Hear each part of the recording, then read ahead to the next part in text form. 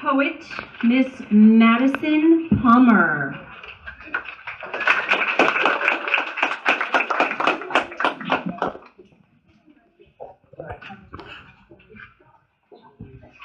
We are all brothers, and we are all sisters, despite our blood. So why do we lack unity in a so-called union? Is there no justification for the creation of the Constitution? And where did old-fashioned decency go? How come I receive waves, yet never a single hello? We are all brothers, and we are all sisters, despite our blood. And it's a small world after all, they say. So since when is everything about how much a person is willing to pay? Generosity is taken for granted, and gratefulness planted, buried beneath the ground, with the bodies of those who once knew a world a little less selfish all around. What is wrong with our nation, and what is wrong with the world? Where being a different nationality is funny, yet we are all brothers and sisters despite our blood. Our founding fathers found this country with no intention for it to once again be lost. Our sole purpose in life is not to determine how much it will cost. And why is it that some people die before they even live? I suppose that's what we get for our lack of ability to give. What is wrong with our country, and what is wrong with our world? Some say there's strength in numbers, and I suppose this is true if you're referring to riots and shootings and protests and uprisings and crime and violence too. Oh my, we can sing and dance and launch patriotic fireworks into the sky, but we are no nation considering the amount of work that needs to be done. How can we celebrate our unity when there is none? What is wrong with our country, and what is wrong with the world? We stood side by side considering all of these wars we've won, the things we've done, and the anthems we've sung. So why has it always been this way, with brothers versus sisters, the North versus the South, Democrats versus Republicans, and the patriots versus the loyalists? We are all brothers, and we are all sisters, despite our blood. So what is wrong with our nation, and what is wrong with our world?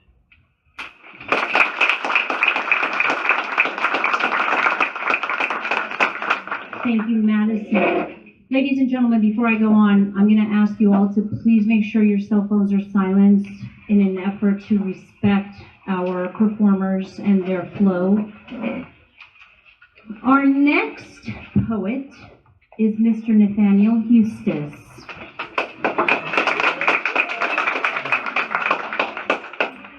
Hello, everyone. So before I start, I just wanted to give a shout out. We're doing a play at 8 o'clock in the Pat. If you want to stick around for like an hour after, it's an original one act that Noah Pantano, one of the seniors here, he wrote it. So there's that after the poetry slam. Shameless plug. I titled my poem, Who You Are. Sometimes I lay in bed and wonder, what if I didn't wake up from my sedated slumber? I think about my life and the future, but why I've come here. I try to raid my mind like a pirate raids and plunders. Our thoughts slash us in the bellies like a demon from under. He looks at us with Daedric eyes and screams, your time is numbered. But I don't care. I just write and live my life. Don't let no demons bring despair. Shake them off. Seriously, shake them like they're living in your hair.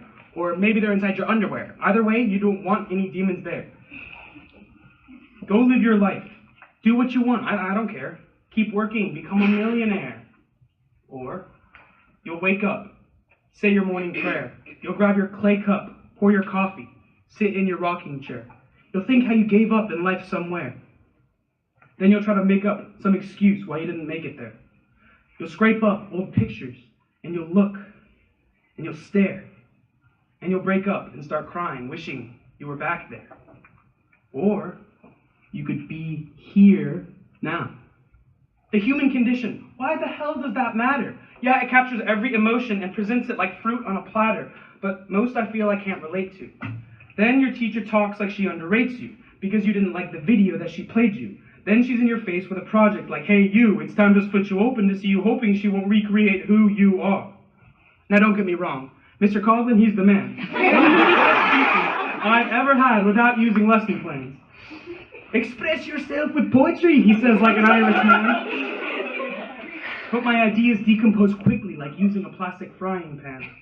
I can't get a solid idea, I just keep trying, and the only real thing to write about is that writing can be more tiring than a lifespan of aspiring plans to be the greatest one-man band in Pakistan. I'm sorry, man, you suck. Maybe you should try Japan. You need to write what comes to mind. I I swear, sit down and think. It'll come with time. It's hard when you think of a line that just won't rhyme and you say, shit, I just wasted all this time? I'm fine. And why can't we curse? Nothing bad will happen if you hear shit one more time. You could die. Or worse, you could lose your gosh darn effing mind. Someone call up the nurse and tell her who you are. Dang, son. Back in my day, we didn't really face our problems. We just hid behind computer screens and cried. People need to learn to express themselves. People need to learn to express themselves. When I prepared to write my poetry, I was perplexed as hell. But I just started writing and my thoughts began to swell. Tunnel vision focus, wouldn't notice if my family was killed. My mother, my dad, and my brother were ill, sick and dying off like rodents, but I was writing still. If this was for a grade, I believe I'd get a D and be scrambling still, thinking, who am I? I really just wish I could rhyme good. Trust me, I already know I don't sound hood, but how should I act today? Should I keep my feelings just packed away? Or should I put up a facade and keep it intact today? Or should we all take off our masks but beware of attack today? Attacks on who you are. Your dreams should not be what the world wants. They're smashing these idiotic ideas at you like big hurled rocks. Tyrants telling stories of American dreams, man, I've heard lots. People pushing hard for confirmation, really just pushing on giant turd logs. Be what you want. Flip the bird to the man. Don't let these ideas of the absurd tell you who can and who can't. Be smart. Be chill. Maybe, I don't know, invest in an employee stock ownership plan, but do something. Don't wait till you're dead in the sand, forever deep in our land. I hear there's no sleep for the damned. I'm just kidding. So why not now? Show us who you are while you still can. Thank you.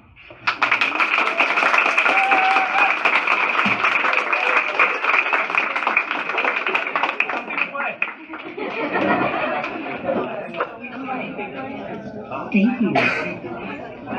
All right, our next poet is Madison Manley.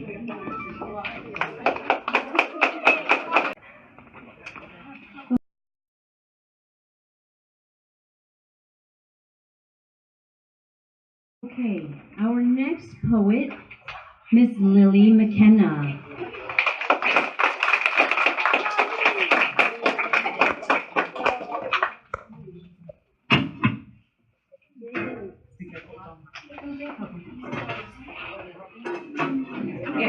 There we go.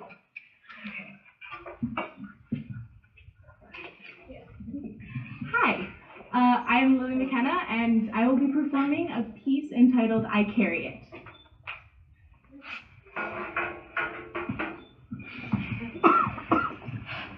I am, with all of my being, glad that you can just log off, move on, live life, that you, as a thin person, aren't affected by the treatment of people like me. I can only ask, do you know how much I wish I had that opportunity? Being fat means I carry it with me, whether online or in the real world. It means I carry it with me when you jokingly call someone fat or obese derogatorily, because my existence is no laughing matter. I carry it with me at 20 when I am denied a job I may be overqualified for because of my appearance, and I carry it with me at 30 when I have spent my entire life living, knowing that my body is seen as a manifestation of my worth. Do you genuinely believe your comments are harmless, or do you just not care because you are not a victim of diet culture? You are not the 6-year-old girl being told to lie about her weight on her first grade About Me poster. You are not the 10-year-old girl counting every single calorie that goes into her body as if what keeps her alive is something evil. You are not the 12-year-old girl whose first boyfriend was seen as having a harder time dating a fat person than her being a fat person.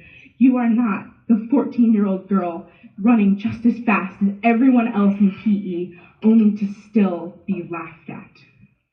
You are the target of body positivity, and that is because you are the norm, the desired body type. You're the well-meaning friend saying, "You're not fat, you're just," as if being fat is the worst thing I can be, an unexcusable awfulness. You are the women in the magazines and the dolls on the shelves, and there are countless little girls just like that fat girl who would look amongst the plastic and wonder why she couldn't see herself up there. She can't say she does to this day either. But she thought, if I can't find representation amongst others, then I'll make it my damn self. So she does. She is fat, and this she loves wholeheartedly. That girl has risen above others, and she no longer cries when she looks into the mirror.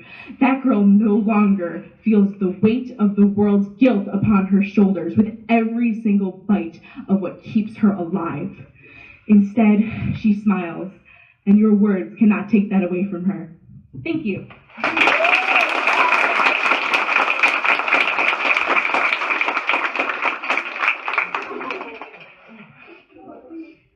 Okay, our next poet is Miss Lacey Folsom.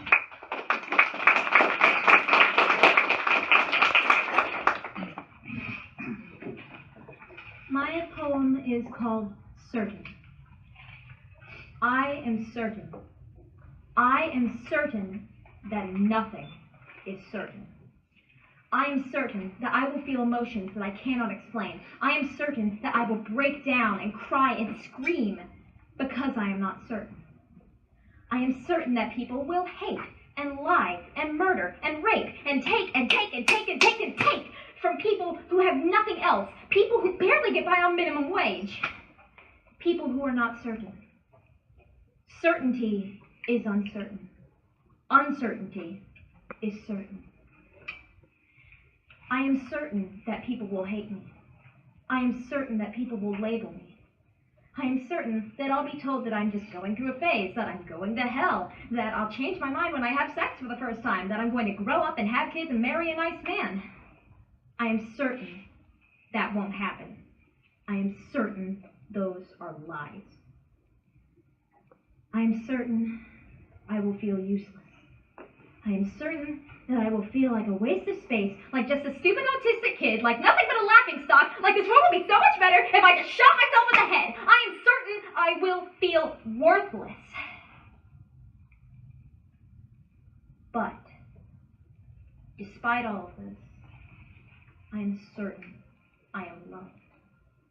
I am certain that there is someone out there who loves me, one friendly face in a crowd of hatred. And I am certain that I will love. I am certain that people would go unloved if I were not around. And I am certain that despite all the hate in the world, if I hold my head up high and go against the current, against the hate, that even if I don't make a difference in the world, that it's worth it. It's worth it to live. It's worth it to laugh. It's worth it to love. And that much is certain.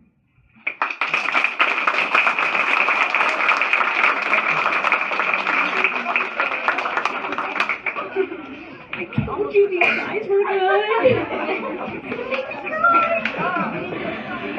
Okay, our next poet, Miss Layla Farley.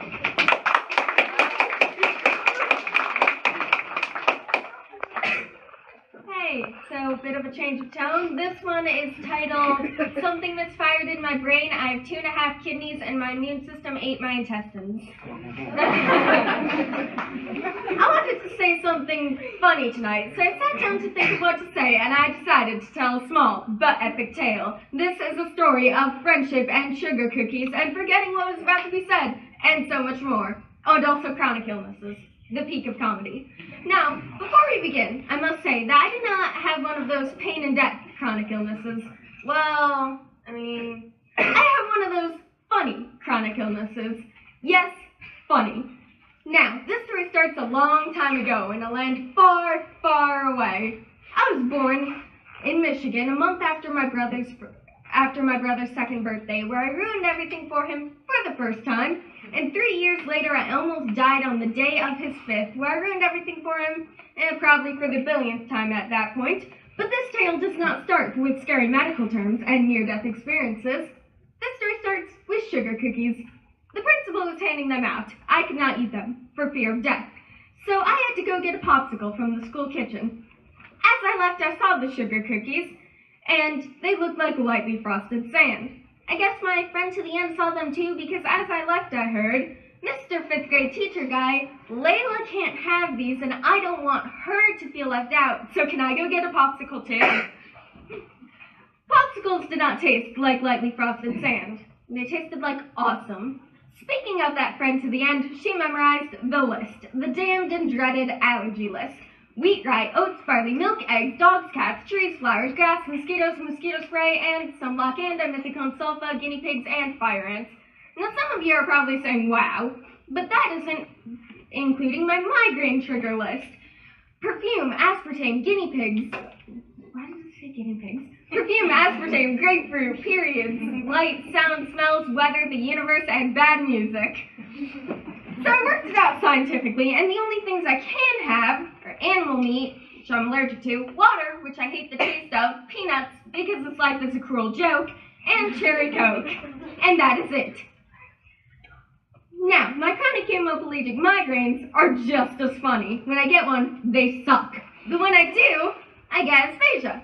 Aphasia, which is where I forget words as I'm saying them.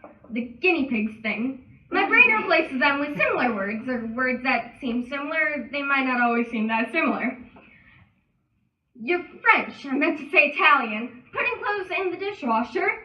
And that time I wanted to say, not my circus, not my monkey, but instead, not my cirky, not my monkus.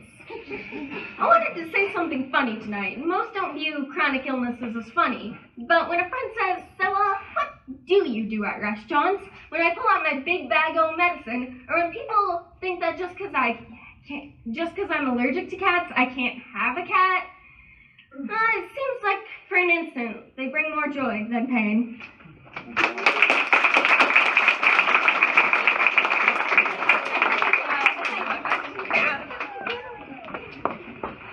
Oh my goodness, I can't wait to hear the rest. Next up, we have Miss Padma Adimula.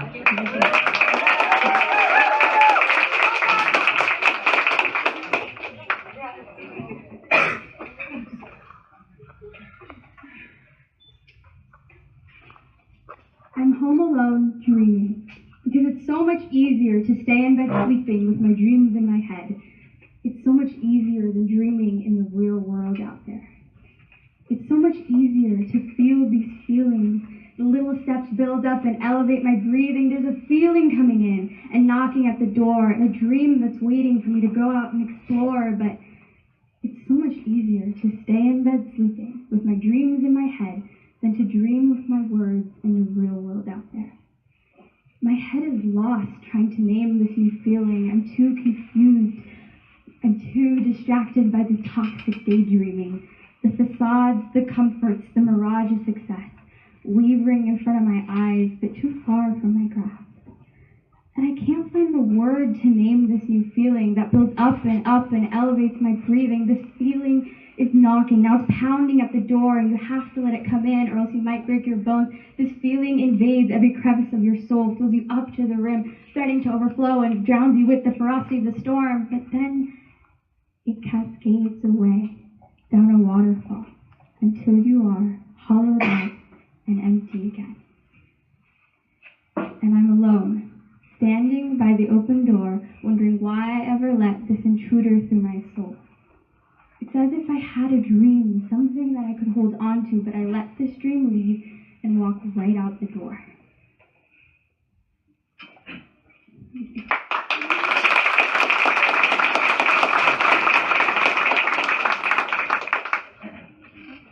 Okay, our next poet and performer is Miss Sophia Burnham.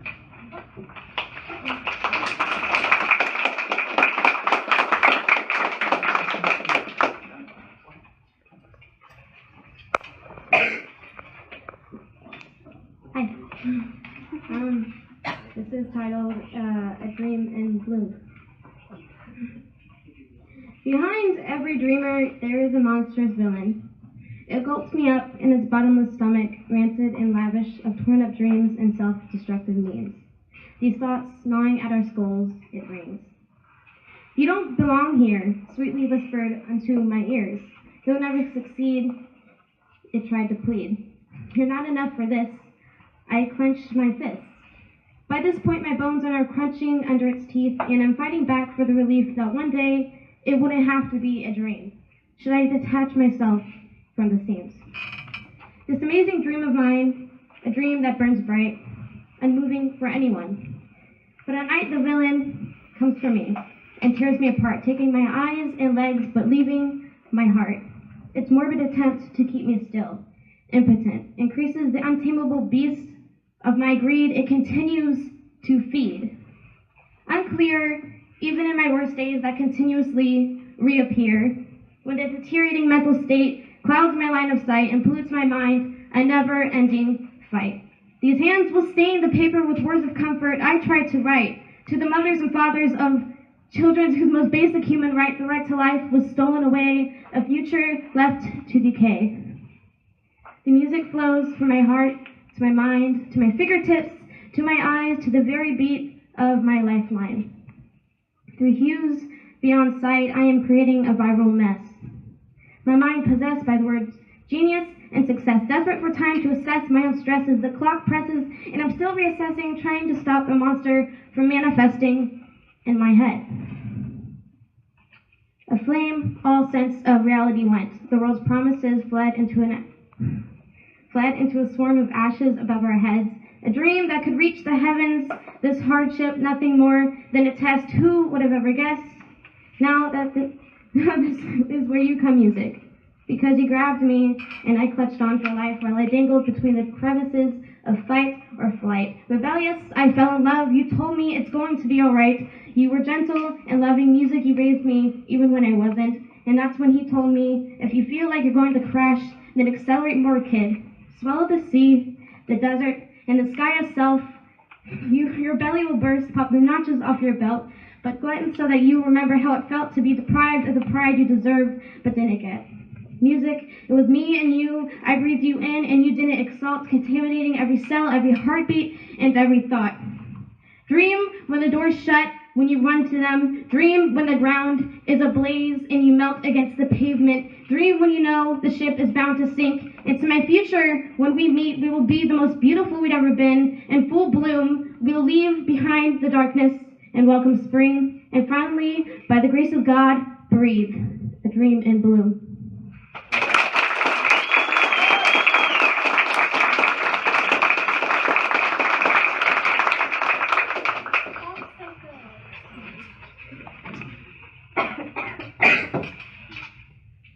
All right. I'm speechless.